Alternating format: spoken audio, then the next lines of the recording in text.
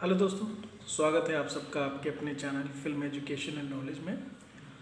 पहले तो जल्दी जल्दी से कुछ बातें बताता हूँ। पहली चीज़ जो मैंने पिछला वीडियो बनाया था फिल्मों के लिए, जो क्रिएटिव फील्ड में से जुड़े हुए लोग हैं उन्हें देखनी चाहिए, उसमें मैंने दो इम्पॉर्टेंट, एक वेब सीरीज़ और एक फिल्म छोड़ दी थी जिसने मेरी लाइफ को बहुत इफ़ेक्ट किया है। तो पहले तो वो दो फिल्मों के नाम जल्दी जल्दी मैं आपको बताता हूँ। फ्रेंड्स एक सीरियल है जो वर्ल्ड वाइड फेमस है, इंग्लिश सीरियल है यूएस का। वो देखिए, हर किसी को वो देखना चाहिए मेरे हिसाब से, वो मैं मिस कर गया था। और एक हमारी हिंदी फिल्म है ब्लैक।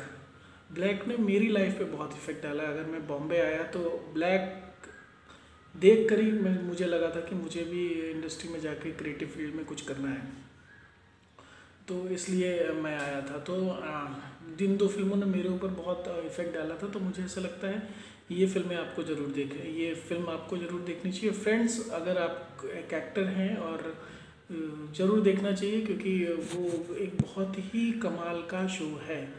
अगर आपने फ्रेंड्स नहीं देखा तो आप समझ लीजिए आपने कुछ नहीं देखा है। फ्रेंड्स ज़रूर देखिए, बहुत पुराना शो है, बहुत उस दौर में बनाया हुआ ऐसा शो है जिसका कोई कंपटीशन ही नहीं है आज भी। तो ये दो चीज़ें। अब जल्दी से आ जाते हैं आज के टॉपिक पे। बेसिकली बहुत से ऐसे लोग हैं जो इंडस्ट्री में कई साल से काम कर रहे हैं, या जो आउटसाइडर हैं और जिनको काम आता है उनका अच्छे से, और वो इंडिपेंडेंट कुछ करना चाहते हैं और नहीं कर पा रहे हैं। तो ये आज का वीडियो उनके लिए है कि वो इसलिए कुछ नहीं कर पा रहे हैं क्योंकि फाइनेंशियल रिसोर्सेज नहीं है उनके पास, तो वो ब्रेक की तलाश में घूम रहे हैं। तो ये बेसिकली उनके लिए है जो स्टार्ट कर सके अपना करियर इंडिपेंडेंट। तो उसके लिए क्या करना है, तो आज का टॉपिक वही है कि बिना पैसे के, मतलब अगर आपके पास बहुत ही लिमिटेड पैसे हैं तो आप कैसे अपना खुद का इंडिपेंडेंट प्रोजेक्ट बना सकते हैं। तो स्टेप बाय स्टेप इसको चलते हैं। सबसे पहली चीज़ तो आपको एक नोट बनाना है, लिखना है कि एक फिल्म बनाने के लिए क्या क्या रिसोर्सेज चाहिए होते हैं। तो आपको एक राइटर चाहिए, डायरेक्टर चाहिए, एक्टर चाहिए, लोकेशन चाहिए, कैमरा चाहिए। ये 5 मेन चीज़ें हैं। अगर ये आपने अरेंज कर ली तो बाकी हो जाता है। कैसे होता है उस पर मैं बाद में आता हूँ। तो सबसे पहले तो आपको जो ये रिसोर्सेज हैं, ये 5 चीज़ें आपको फिल्म बनाने के लिए मोस्टली चाहिए होती हैं। तो आपको अपना जो सर्कल है, आपके पास क्या क्या रिसोर्सेज है उसको ढूंढना पड़ेगा। अगर आप 4-5 साल से इंडस्ट्री में काम कर रहे हैं तो आप किसी न किसी डायरेक्टर को जानते होंगे, डायरेक्टर नहीं तो एसोसिएट डायरेक्टर को जानते होंगे जो ब्रेक की तलाश में होगा, राइटर्स को जानते होंगे। मतलब हर डिपार्टमेंट के 2 से 3 लोगों को आप जानते ज़रूर होंगे। तो उनकी लिस्ट बनाइए, एक्टर, डायरेक्टर, कौन कौन से आपका सर्कल क्या है, आपके रिसोर्सेज क्या हैं। तो उसके मान लीजिए आप किसी डायरेक्टर को नहीं जानते, हो सकता है, ऐसा होना तो नहीं चाहिए अगर काफ़ी सालों से आप काम कर रहे हैं। तो अगर आप किसी डायरेक्टर को नहीं जानते हैं लेकिन आप कुछ एक्टरों को जानते हैं, तो अब अगर आपके पास रिसोर्सेज में सिर्फ डायरेक्टर नहीं है, बाकी लोग हैं, एक्टर आपको मिल गया है और आपको राइटर आपका मिल गया है, तो आपको डायरेक्टर ढूंढने में टाइम नहीं लगेगा। आपका जो एक्टर है जिसको आप साथ में जोड़ेंगे वही एक डायरेक्टर लेकर आ जाएगा। हो सकता है उसकी जान पहचान में कोई हो, या उसकी जान पहचान में कोई हो जिसकी जान पहचान में कोई डायरेक्टर हो। तो चैन एक बन जाएगी। चैन बनती है तो आपको ईजिली रिसोर्सेज मिल जाते हैं। तो इस तरह से आप एक अपना पूरा चार्ट बनाइए कि आपके पास क्या क्या रिसोर्सेज हैं। अब उस रिसोर्सेज के हिसाब से आपको अपनी स्क्रिप्ट लिखवानी है। फॉर एग्ज़ाम्पल, मान लीजिए आपके पास 3 एक्टर हैं और इन सभी को आपको पार्टनरशिप पे लेके आना है। ये सभी वो लोग हैं जो ये रिसोर्सेज, तो एक्टर तो आपके पास बहुत होंगे, लेकिन आपको वो एक्टर ढूंढने हैं, वो लोग ढूंढने हैं जो आपकी तरह पैशनेट हो और कुछ बड़ा और कुछ इंटरेस्टिंग करना चाह रहे हो। ऐसे लोगों को जोड़ना है आपको। और यकीन मानिए ये टफ नहीं है, ये इजीली आपको मिल जाएंगे अगर आपका जेन्युइन प्रोजेक्ट है। एक बात और मैं बता दूं, अगर आपका जेन्युइन प्रोजेक्ट है, आपके पास सारी चीज़ें अच्छी हैं, बहुत ही प्रैक्टिकल आपने सोचा हुआ है और आपके पास कोई रिसोर्सेज कम पड़ रहा है, कोई एक डिपार्टमेंट है ही नहीं, उसमें आपका कोई लिंक ही नहीं है या आपके सर्कल में जो लोग हैं उनका कोई लिंक नहीं है, तो आप मुझसे कांटेक्ट कर सकते हैं, मैं आपको वो रिसोर्स प्रोवाइड करूँगा। मान लीजिए आपके पास डायरेक्टर नहीं है तो मैं आपको डायरेक्टर दूंगा जो आपके लिए फ्री में काम करके देगा। बट अब उसमें लॉजिक ये होता है कि आप जितने लोगों को भी ले रहे हैं उनको कोई पेमेंट आप नहीं कर रहे, क्योंकि वो सब आपके जानकार हैं, आपका सर्कल है। जब ये फिल्म आपकी जब ये आप रिलीज़ करेंगे तो जो पैसा आएगा आपको उसमें से शेयर देना होगा सबको, तो वो आपको करना पड़ेगा।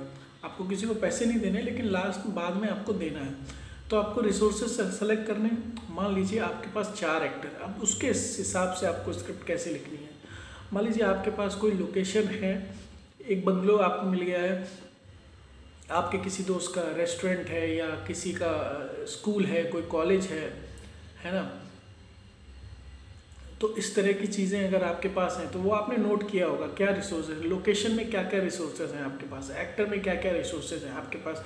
मान लीजिए आपके पास 4 एक्टर हैं जो आपके साथ काम करने को एग्री हुए हैं इस कंडीशन पे, तो जो आपकी स्टोरी है वो इन्हीं 4 एक्टर और इन्हीं लोकेशंस के इर्द गिर्द होनी चाहिए।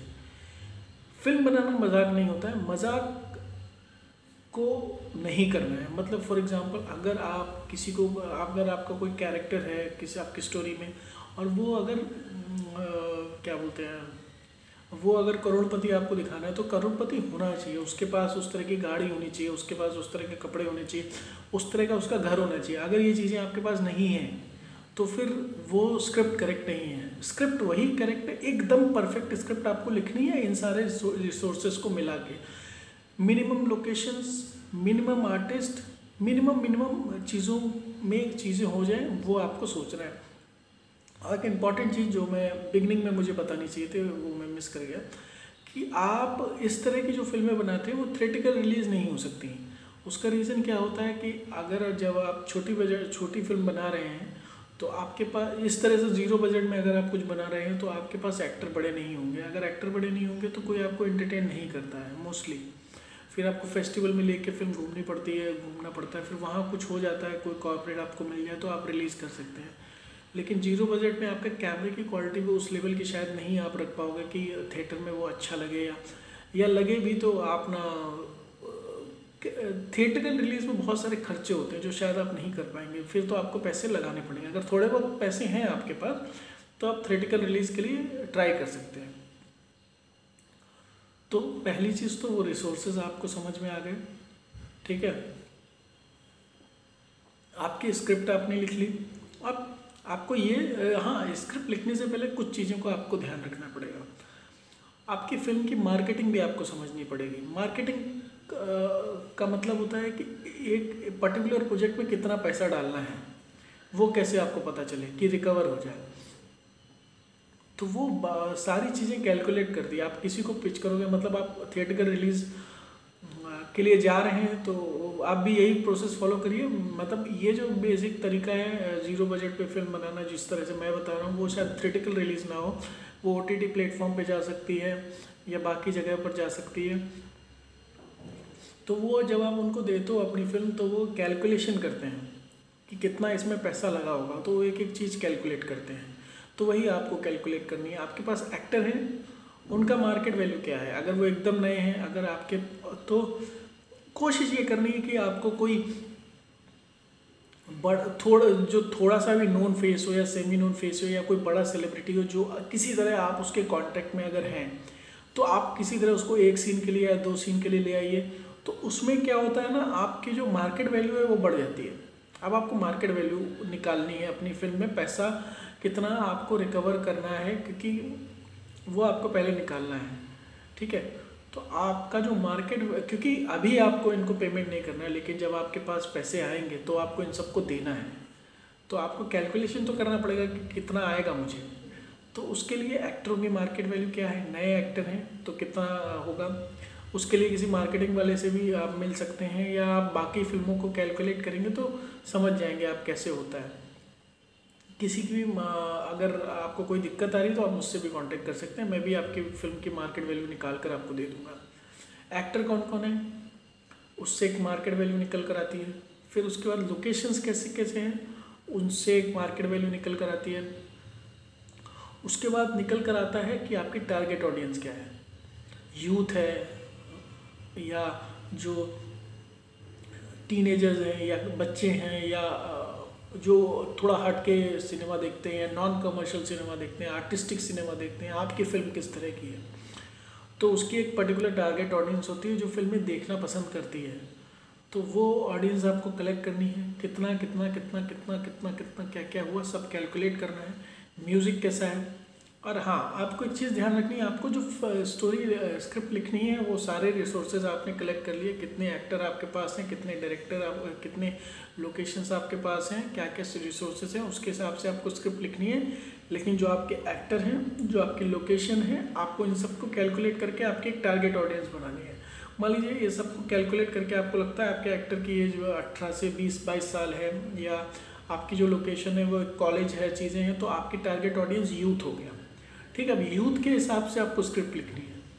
ठीक है, इसमें थोड़ा सा उल्टा प्रोसेस चलता है। जनरली क्या होता है कि स्क्रिप्ट आती है फिर उसके बाद चीज़ें होती हैं। इस तरह की फिल्मों में थोड़ा उल्टा चलना पड़ता है आपको। तो जो रिसोर्सेज आपके पास मौजूद हैं उसके हिसाब से और उसकी जो टारगेट ऑडियंस है उसके हिसाब से आपको फिर स्क्रिप्ट लिखनी है। स्क्रिप्ट लिखने के बाद अब सब कैलकुलेशन करना है और फिर आप एक पर्टिकुलर उस पर निकल कर आ जाते हो कि भैया इतनी मार्केट वैल्यू होती है इसकी, इस प्रोजेक्ट की इतनी मार्केट वैल्यू होगी। ठीक है, मैं आपको वापस बता दूँ, जीरो बजट में फिल्म बनाने से अगर आपको करियर में ग्रोथ चाहिए तो बहुत मेहनत करने की ज़रूरत है। कुछ भी नहीं बनाना है। मतलब आप देखिए भेजा फ्राई, वो एक घर की स्टोरी है, बहुत एक घर के अलावा कोई लोकेशन नहीं है, लेकिन फिल्म बहुत कमाल है वो। तो इस तरह का कॉन्सेप्ट सोचना है, स्क्रिप्ट में बहुत मेहनत करनी है, आर्टिस्टों के साथ वर्कशॉप पे बहुत मेहनत करनी है। ठीक है, उनको अपने घर पे बुला लीजिए, कोई वर्कशॉप के लिए स्टूडियो बुक करने की ज़रूरत नहीं है। वहाँ पर आपके पास अगर ज़ीरो फिल्म, अगर आप ज़ीरो बजट का कुछ करने जा रहे हैं तो आपके पास एटलीस्ट बेसिक रिसोर्सेज होने चाहिए, आपका घर-वर होना चाहिए। ऐसा नहीं आप रोड पे सो रहे हैं और आपसे सोचते हैं कि मैं ज़ीरो बजट में फिल्म बना लूँ, तो वो भी पॉसिबल है, वो भी पॉसिबल है, बट नियर टू इम्पॉसिबल है। बट पॉसिबल वो भी है, आपकी लगन, आपकी मेहनत और आपकी जो विल है उसके ऊपर डिपेंड करता है आप कितनी शिद्दत से किसी चीज़ को करना चाहते हो। एनीवे, तो ये मार्केट, इस तरह से मार्केट वैल्यू आपने निकाल ली, इसके रिसोर्सेज इतने होंगे, इतनी चीज़ें होंगी, ये होगा। ठीक है, अब उसके बाद वो स्क्रिप्ट लिखी जाएगी उस लोकेशंस के हिसाब से, चीज़ों के हिसाब से। ठीक है, अब इसके अलावा जो शूटिंग का खर्चा आता है, मान लीजिए आपको आने जाने का पेमेंट तो मोस्टली वो लोग खुद ही कर लेंगे, अगर बहुत ज़्यादा लोकेशन दूर नहीं लेना है। अगर आपने बहुत दूर लोकेशन ली है तो वहाँ पे लोगों के रुकने का इंतज़ाम आपको देखना पड़ेगा, वो भी ईजिली हो जाता है, उसमें भी ऐसा कुछ होता नहीं है। जिस जगह आप शूट कर रहे हैं वहीं पर रुक भी सकते हैं। जाहिर सी बात है वो एक प्रोफेशनल लोकेशन होगा नहीं, आपका शब्द टिपिकल हिंदी के शब्दों में बोलें तो जुगाड़ का होगा, सब चीज़ जुगाड़ पे है, तो सब हो ही जाएगा। और आपको ना एक बहुत अच्छी चीज़ ध्यान रखनी है। मान लीजिए कोई आपके साथ काम करने को रेडी है, बट वो आदमी जो है वो नेगेटिव है, या एक टीम वर्क वाली टीम आपको सेलेक्ट करनी जो आपकी तरह पैशनेट हो। तो टीम सिलेक्शन सबसे इम्पोर्टेंट चीज़ होती है, जो आपके लिए आउट ऑफ द बॉक्स जाके चीज़ें करने को रेडी हो, जो आपकी तरह पैशन हो। अगर डायरेक्टर हैं और आप सोच रहे हैं मैं एज ए डायरेक्टर अपना इंडिपेंडेंट प्रोजेक्ट करने जा रहा हूँ, तो इसी तरह से जो बाकी रिसोर्सेज है वो भी यही सोचें मेरा इंडिपेंडेंट प्रोजेक्ट है, बेस्ट होना चाहिए। समझ रहे हैं, इस तरह से सारी चीज़ें करनी है आपको। अब इसमें आता है सबसे इम्पोर्टेंट चीज़ कैमरा। तो 5D कैमरा आप यूज़ कर सकते हैं, उसमें कोई दिक्कत नहीं है, बड़ी बड़ी फिल्में बनी हैं। बट अब इसमें भी एक चीज़ है, 5D कैमरा आप उन फिल्मों के लिए बेसिकली यूज़ कर सकते हैं जैसे अनुराग कश्यप का सिनेमा है, जैसे राम गोपाल वर्मा का सिनेमा है। राम गोपाल वर्मा की एक फिल्म है डिपार्टमेंट, वो 5D पे बनी है, और लव सेक्स एंड धोखा एक फिल्म है, वो 5D पे बनी है। तो आप समझ रहे हो, इस तरह का कॉन्सेप्ट अगर है तो 5D वर्क कर जाता है। अगर आपकी फिल्म का कॉन्सेप्ट सूरज बरजात्या जैसा है तो वो वर्क नहीं करेगा, क्योंकि वो थोड़ा सा फील अलग चाहिए होता है। और कोशिश कीजिएगा कि अगर आपके पास थोड़े बहुत पैसे हैं तो आप आउटसोर्स कीजिए उसको। आप अपने सर्कल से भाग के एरी या रेड एपिक, छोटे बहुत बड़े कैमरा नहीं, इस तरह से कैमरा तो ले ही सकते हैं आप। अगर मान लीजिए नहीं है बजट तो आपको फिर 5D कैमरे के हिसाब से ही स्क्रिप्ट लिखनी पड़ेगी। 5D कैमरा बहुत सस्ता आता है, वो भी आपको रिसोर्स करना पड़ेगा, वो भी आपको लोगों से बात करनी पड़ेगी। वो बहुत सस्ता आता है तो लोग आपको दे भी देते हैं ऐसे ही कि भैया शूट करके ले आओ। और कई बार जो आपके कैमरामैन होते हैं उनके पास भी वो हो जाता है, वो मिल जाता है 5D कैमरा, कोई दिक्कत ऐसी होती नहीं। उसका रेट उतना हाई नहीं होता है कि कोई किसी को लगे कि कैसे वो आपको फ्री में दे दे। तो बहुत सस्ता ही कैमरा होता है, लोग दे भी देते हैं। लेंसेज बहुत लिमिटेड रहते हैं उसमें, बहुत ज़्यादा लेंसेज नहीं होते हैं, बट सारे लेंसेज जो चाहिए होते हैं आपको 16 से लेके 85 तक वो सारे तो होंगे ही उसमें। इसके अलावा अगर नहीं हो पा रहा है, कैमरे का नहीं हो पा रहा है, तो आपको कुछ दिमाग लगा के चीज़ों को करना पड़ेगा। ये अगर नहीं हो पा रहा तो ये इसमें आपको खुद का इन्वेस्टमेंट करना पड़ सकता है, ठीक है। इसमें कोई ज़्यादा टेंशन लेने की ज़रूरत नहीं है, ये हो जाएगा, 99% हो जाएगा, आपको मिल जाएगा कैमरा। कैमरामैन जो आपका होगा वो ले आएगा कैमरा। क्यों ले आएगा मैं उसका रीज़न बताता हूँ। कैमरामैन ना कैमरामैन जब उसे इंडिपेंडेंट प्रोजेक्ट मिलता है तो बहुत सारे उसके लाइट के वेंडर्स होते हैं, अगर वो बोलेगा तो लाइट वहीं से आती है। कैमरे के वेंडर्स होते हैं, अगर वो बोल देगा ये कैमरा मुझे चाहिए तो उसी के वेंडर से कैमरा आता है, क्योंकि वो फ्लेक्सिबल होता है उस कैमरे के साथ और उस वेंडर के साथ। तो जब कैमरामैन के ऐसे रिसोर्सेज होते हैं तो वो अगर कोई छोटा प्रोजेक्ट करना चाह रहा है तो वो अगर उसके वेंडर को बोलेगा मुझे कैमरा इतने दिनों के लिए चाहिए और क्रेडिट आप उनसे ले लो, कैमरे का क्रेडिट होता है। कैमरा, हाँ, चाहे आप छोटा प्रोजेक्ट कर रहे हो चाहे बड़ा प्रोजेक्ट कर रहे हो, कैमरे का क्रेडिट होता है 3 से 4 महीने का। तो आप चाहिए तो उनसे परचेज कर लो और बाद में आप 3-4 महीने के बाद जब अपनी फिल्म को सेल कर दोगे तो उनको पैसे दे दो। इस तरह से आपको ले लेना है। अगर नहीं होता है तो पहली बात तो कैमरामैन खुद बोलेगा 3 से 4 महीने का क्रेडिट चाहिए तो वो मान जाएंगे, क्योंकि कैमरामैन उनको बहुत सारा काम देता है। कैमरामैन काम देता है, उससे उन्हें काफ़ी पैसे आते हैं। तो अगर वो 3 महीने तो वैसे भी क्रेडिट रहता ही रहता है, तो 3 महीने का क्रेडिट वैसे ही रहता है। ज़्यादा से ज़्यादा आपको 4 महीने का क्रेडिट चाहिए होगा तो आपका कैमरामैन अगर उसके वेंडर को बोल देगा कि मुझे 4 महीने का क्रेडिट चाहिए तो उसे मना नहीं करेंगे, क्योंकि कैमरामैन उन्हें बहुत सारा काम देता है। तो कैमरामैन के काम से बहुत पैसे कमाते हैं वो लोग, तो छोटा बहुत एडजस्टमेंट वो लोग कर लेते हैं। तो कैमरा आपको इस तरह से मिल जाएगा, ऐसी बहुत सी चीज़ें मिल जाएंगी। लाइट आपको मिल जाएगा। खाने का जो अरेंजमेंट है, मैंने एक फिल्म बनाई थी जिसमें हमने टीम की तरह काम होता है। मतलब इसमें ऐसा नहीं है कि बाहर से बहुत छोटी यूनिट होती है, तो खाना भी हम लोगों ने खुद ही बनाया था।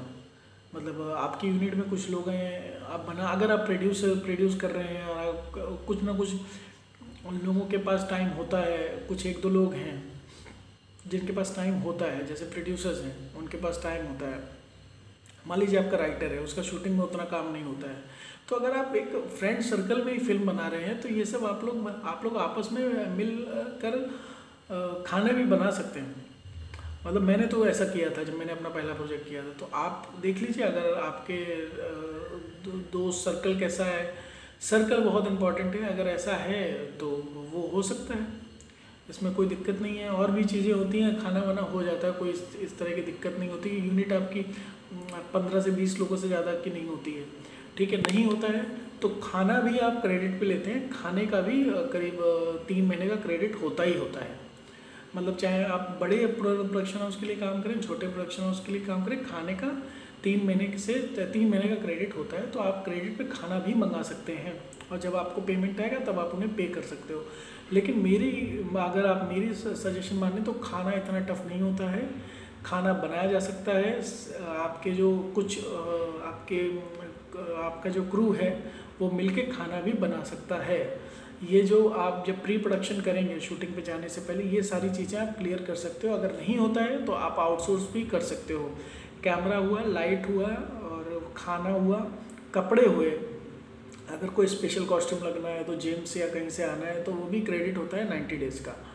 तो इस तरह से चीज़ें करते हैं। लेकिन अगर आप नया प्रोडक्शन हाउस से नए लोग बनाते तो शायद कपड़े आपको ना मिले क्रेडिट पे, फिर आपके पास जो आर्टिस्टों के कपड़े हैं वही उसी से आपको मैनेज करना पड़ेगा, ठीक है। तो इस तरह से चीज़ें होती हैं।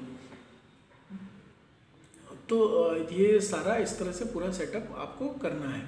इसके बाद आता है पोस्ट प्रोडक्शन। शूट आपने कर लिया, आप शूट करने के बाद एक कोशिश कर सकते हैं कि बड़े जो प्रोडक्शन हाउसेज हैं उनके पास जाएं और उनको बोलें कि हमने इस तरह से शूट किया है, ये मेरा रॉ मटेरियल है, आप इसको परचेज कर लो हमसे। अगर आपने अच्छा कुछ बनाया है, आपको कॉन्फिडेंस है और उन्हें भी आपके ऊपर कॉन्फिडेंस लगता है तो खरीद भी लेते हैं। पोस्ट कई ऐसे OTT प्लेटफॉर्म है जो पोस्ट खुद करते हैं, तो आप उनको भी सेल कर सकते हो कि हमने शूट कर लिया, ये हमारा कॉन्सेप्ट, ये कैरेक्टर्स हैं, आप ले लो हमसे।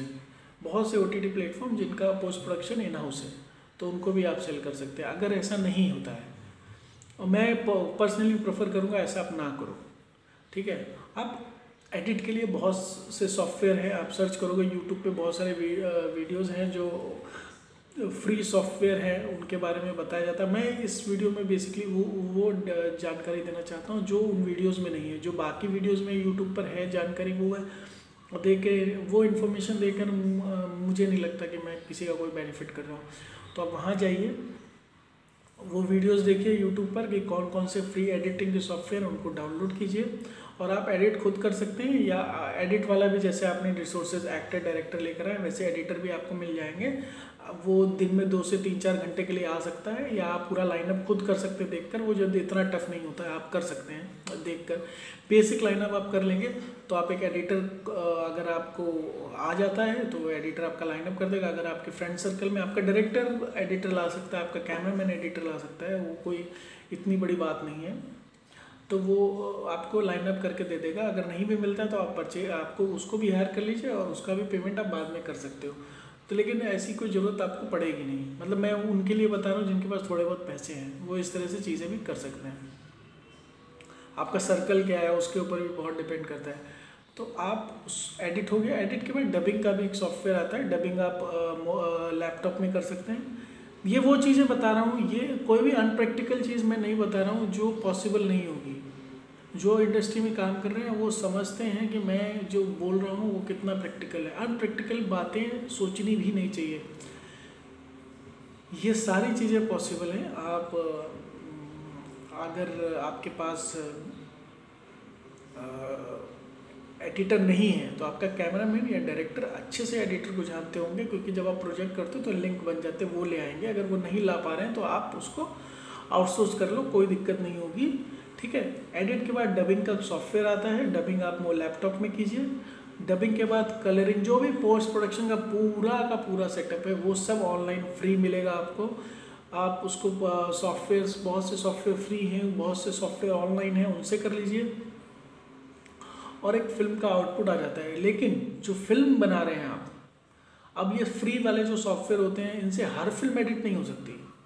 अगेन मैं वही बात बोलूँगा, अगर आपका जो कॉन्सेप्ट है, फील है, वो धर्मा प्रोडक्शन या यशराज जैसा आप चाह रहे हैं, तो फिर ये सॉफ्टवेयर काम नहीं करेंगे। तो फिर ये ज़ीरो बजट में बन ही नहीं सकता। आपको वही रिसोर्सेज यूज़ करने हैं। फॉर एग्जांपल अनुराग कश्यप वाले, जो रियलिस्टिक फील होता है, आप समझिए रियलिस्टिक फील जो अनुराग कश्यप का फील है, या आप बोले एक फिल्म आई थी थैंक्स माँ, बहुत पहले आई थी, वो चाहिए तो देख लो आप यूट्यूब पर, 100 पूरी फिल्म पड़ी होगी यूट्यूब पे, तो आप देख लो। तो उस तरह से जो नेचुरल फिल्में होती हैं ना, मतलब लाइट भी प्रॉपर नहीं होगी फेस पे तो भी वो चल जाता है, क्योंकि वो फिल्म का या डिजिटल फिल्म का थीम है, तो वो निकल जाता है। तो आपको ये समझना पड़ेगा कि जब आप कॉन्सेप्ट सेलेक्ट कर रहे हैं तो ये बहुत इंपॉर्टेंट है। ये इस तरह का ये कॉन्सेप्ट आपको चूज़ करना पड़ेगा जो इस तरह से रफ एडिट में उसका इम्पैक्ट निकल कर आए। ऐसा नहीं रफ एडिट इस तरह से आप एडिट करो और वो गंदा लगे, फिर तो कोई मतलब ही नहीं है। जितनी आपने मेहनत की 3-4 महीने की, वो बेकार हो जाएगी।